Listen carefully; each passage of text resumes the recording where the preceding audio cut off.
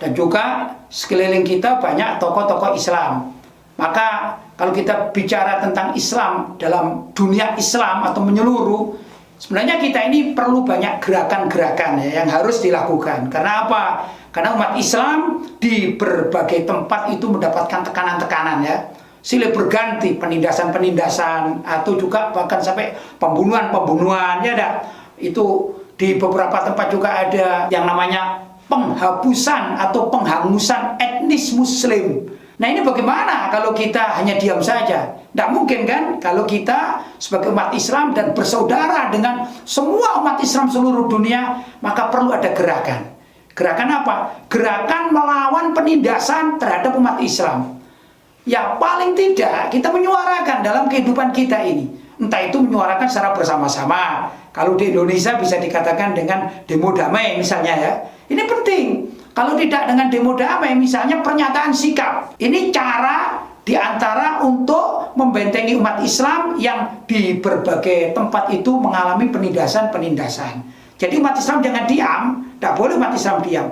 Entah itu lewat tulisan misalnya, atau lewat lisan ya, seperti saya sekarang katakan lewat lisan ya, atau juga dunia medsos, atau mungkin sekarang namanya ada jihad, atau perang dengan dalam dunia medsos itu, yaitu share sebanyak-banyaknya. Tapi ini untuk kepentingan dunia Islam. Ya dah. Nah ini sangat penting. Karena apa? Kepedulian kita terhadap keberadaan umat Islam di dunia ini sangat diperlukan. Satu kali share, misalnya ini ya, dalam dunia medsos, yang di situ ada nilai pembelaan terhadap umat Islam, ini sangat bermakna sekali. Apalagi kalau 1000 orang yang melakukan share tersebut.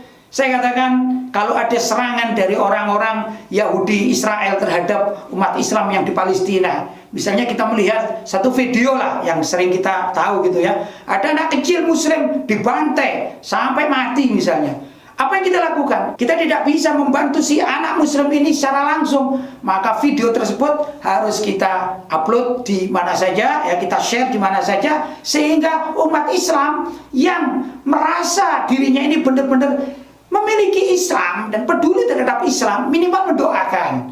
Kemudian ada juga gerakan-gerakan secara nasional maupun internasional, yaitu melewati diplomasi.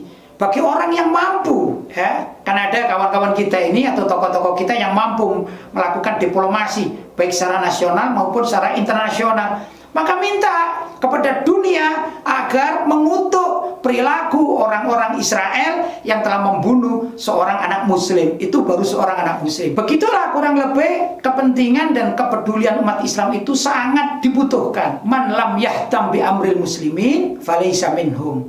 Barang siapa yang tidak peduli terhadap kepentingan atau problematika umat Islam yang ada di dunia ini, falaysa minhum, maka orang tersebut tidak bisa dikategorikan sebagai sesama Muslim. Nah ini kan sayang sekali, padahal kita ini sholat, zakat, puasa, haji, beramal baik, tapi tidak peduli terhadap kepentingan atau problematika umat Islam, maka kelak kita di padang mahsyar akan diabaikan oleh sekelompok umat Islam yang baik, yang di hadapan Allah SWT ini aziz, terhormat, di hadapan Nabi mereka ini mahbub, tercinta, sedangkan orang yang tidak peduli akan diabaikan.